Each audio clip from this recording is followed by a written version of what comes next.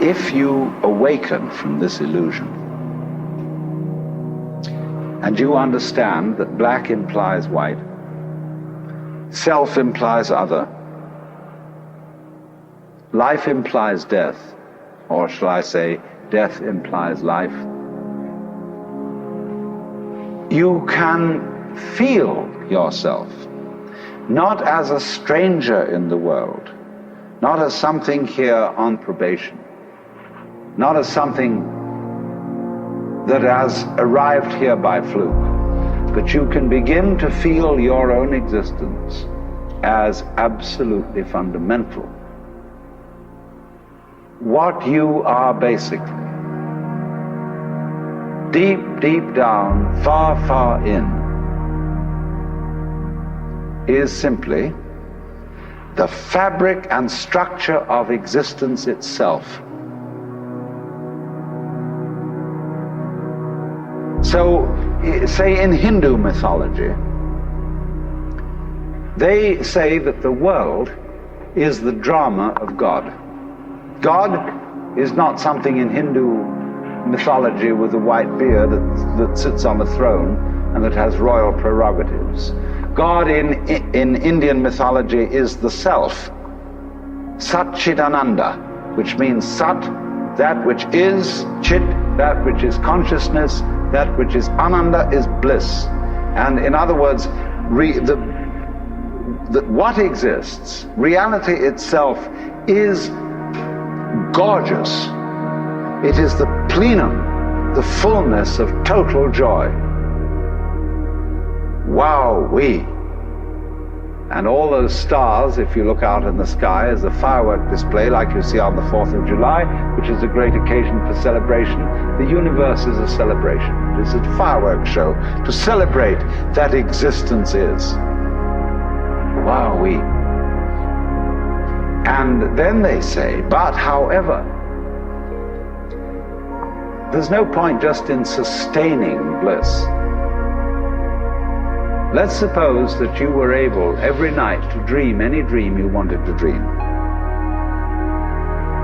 And that you could, for example, have the power within one night to dream 75 years of time. Or any length of time you wanted to have. And you would naturally, as you began on this adventure of dreams, you would fulfill all your wishes. You would have every kind of pleasure you could conceive. And after several nights of 75 years of total pleasure each, you would say, well, that was pretty great. But now let's have a surprise. Let's have a dream which isn't under control. Well, something is going to happen to me that I don't know what it's going to be. And you would dig that and come out of that and say, wow, that was a close shave, wasn't it? And then you would get more and more adventurous, and you would make further and further out gambles as to what you would dream. And finally, you would dream where you are now. You would dream the dream of living the life that you are actually living today. That would be within the infinite multiplicity of choices you would have, of playing that you weren't God. Because the whole nature of the Godhead, according to this idea, is to play that he's not. The first thing he says to himself is, man, get lost. Because he gives himself away. The nature of love is self-abandonment, not clinging to oneself, throwing yourself out, as in, for example, in basketball, you're always getting rid of the ball. You say to the other fellow, have a ball, see? And that keeps things moving. That's the nature of life. So in this idea then, everybody is fundamentally the ultimate reality.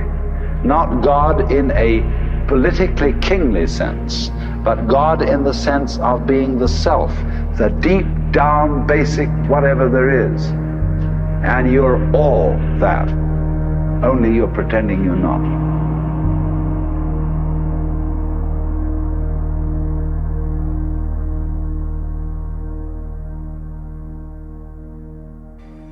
Which you're not serious about. But I assume maybe you are, not serious but sincere, that you are ready to wake up.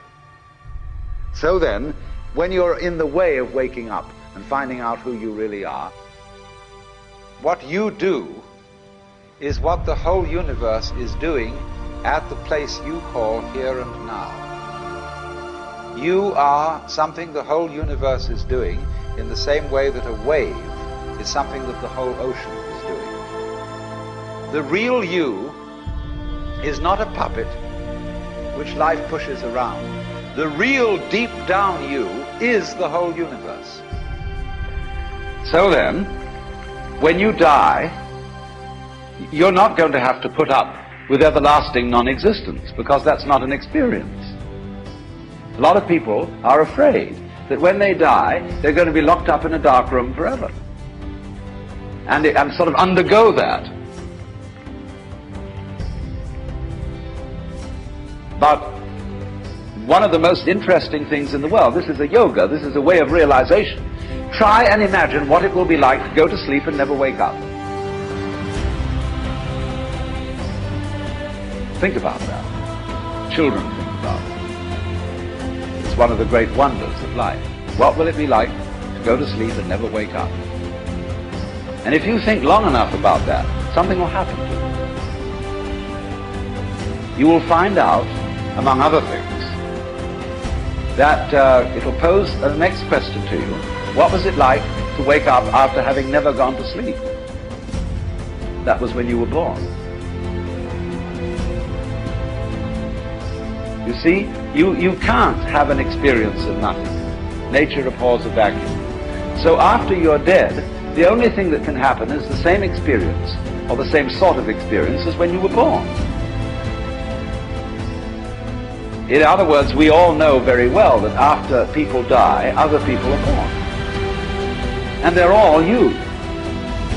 Only you can only experience it one at a time. Everybody is I. You all know you are you. And wheresoever beings exist throughout all galaxies, it doesn't make any difference. You are all of them. And when they come into being, that's you coming into being. You know that very well. Only you don't have to remember the past in the same way you don't have to think about how you work your thyroid gland or whatever else it is in your organism. You don't have to know how to shine the sun. You just do it. Like you breathe. Doesn't it really astonish you that you are this fantastically complex thing? And that you're doing all of this and you never had any education in how to do it?